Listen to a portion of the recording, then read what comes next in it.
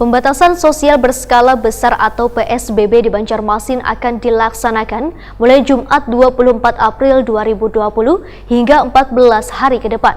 Teknis terkait pelaksanaan PSBB masih akan dijabarkan dalam peraturan wali kota, namun masih disiapkan oleh pemerintah kota Banjarmasin, salah satunya terkait rencana diberlakukannya jam malam.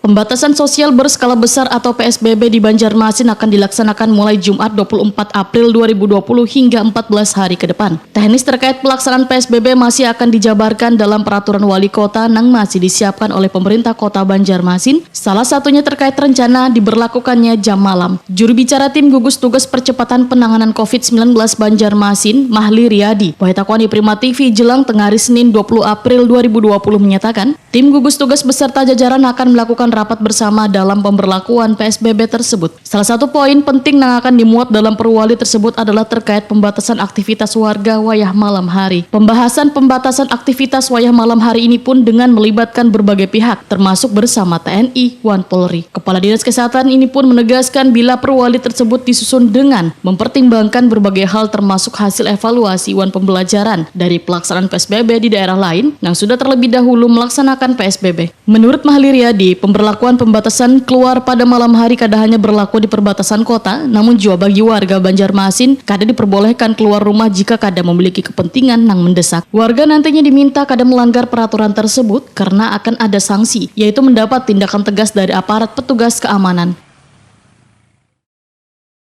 PSBB itu adalah amanat undang-undang, sehingga yang melanggar itu saya bilang tadi kan ada sanksi.